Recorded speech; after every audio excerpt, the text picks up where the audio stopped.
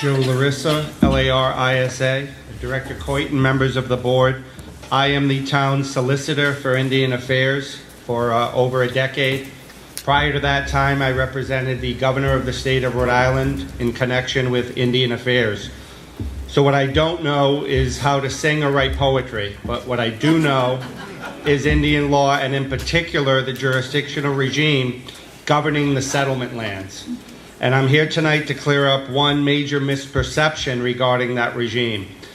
The applicant submitted a supplemental water plan, which on the first page stated that we have an agreement with the tribe concerning, quote, its sovereign lands, end quote.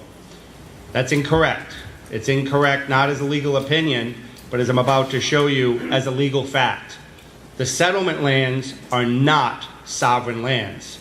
The Narragansett Indian Tribe is a sovereign people, which means their membership, their elections, how they internally deal in tribal government is none of the town's business and none of the state's business. However, anything that happens on those settlement lands is very much the state's business and the town's business, because they're no different than any other lands in the town or any other lands in the state.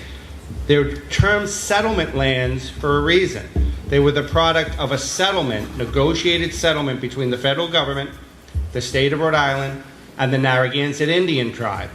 As part of that settlement, the parties agreed that the state laws and jurisdiction, both criminal and civil, will apply to any activities on those settlement lands. And in addition, the state jurisdiction, when they delegate zoning and planning and other avenues for legislation in town ordinance, town laws apply to those settlement lands. That's because of 25 USC 1708, which is a federal statute, and there was many years of litigation with the tribe saying that doesn't apply to us, you can't apply your laws, state, and the state and town saying yes, we can. And the First Circuit Court of Appeals ruled in favor of the state and the town. In a decision at 489 F3rd 16, Narragansett Indian Tribe versus state, they said the state may enforce its laws on the tribe's commercial transaction with outsiders. And in another case, 19 F3rd 685, it follows that the state may delegate a portion of that sovereignty to the town. The well is located in Indian Cedar Swamp. It is part of conservation lands. Both town and state laws apply to where the well, the dot, if you will, is presently located, and we look further to briefing that issue on behalf of the town as to what that means. Thank you. Thank you, sir.